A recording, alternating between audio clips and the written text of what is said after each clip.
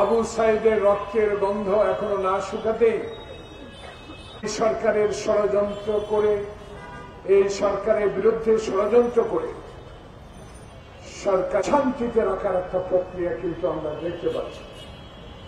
একজন রাজনৈতিক কর্মী হিসাবে, বাংলাদেশের স্বাধীনতা যুদ্ধের একজন কর্মী হিসাবে আমাদের দায়িত্ব অপরিসীম। যে জন্য 40 লক্ষ মামলা কাঁধে নিয়ে বাংলাদেশ জাতীয়তাবাদী দলের সূর্য সৈনিকেরা তারেক রহমানের নির্দেশে 16 বছর খুনি শেখ হাসিনার বিরুদ্ধে রাজপথে থেকে লড়াই করে মায়ের বুক অনেক খালি হয়েছে। ইলিয়াস আলী চিরতরে বিদায় নিয়েছে কিনা জানি না, সৌদি আলমের লাশ আমরা কোনো পাই নাই। হাজার হাজার মায়ের বুক খালি করেছে শেখ হাসিনা। আমি বক্তব্য খুব সংক্ষিপ্ত করব, কারণ নোয়াখালীতে আর একটা মিটিং আমাকে ধরতে হবে।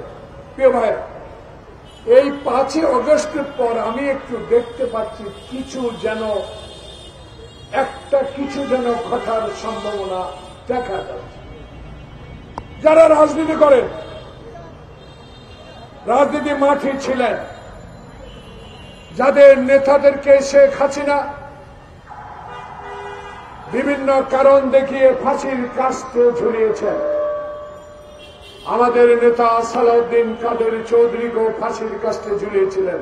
ঠিক আজকে আবারও যখন রাজনীতির সুযোগ করে দিল ডক্টর ইউনূস, যখন রাজনীতি করার সুযোগ করে দিল ছাত্র জনতা, যে ছাত্র জনতার রক্তে রঞ্জিত দেশ, কার নির্দেশে আমার মায়ের বুক খালি করা হয়েছে, কার নির্দেশে আবু সাইদ খোকনকে গুলি করা হয়েছে, কার নির্দেশে শত শত যুবককে খুন করা হয়েছে, সেই খুনি শেখ হাসিনা নির্দেশদাতাকে কেন কিভাবে ক্ষমা করা হয় রাজনৈতিকভাবে আমি বুঝে উঠতে পারছি। এই খুনি হাসিনার ক্ষমা নাই। খুনি হাসিনাকে বাংলাদেশে এনে বিচার করতে হবে। বাংলাদেশে যেই সব পুলিশ কর্মকর্তা শেখ হাসিনার নির্দেশে গুলি করেছেন, যারা এখনো বহাল তবিয়তে আছেন, কার কাছে আছে জানি না, তাদেরকে আইনের আওতায় আনতে হবে।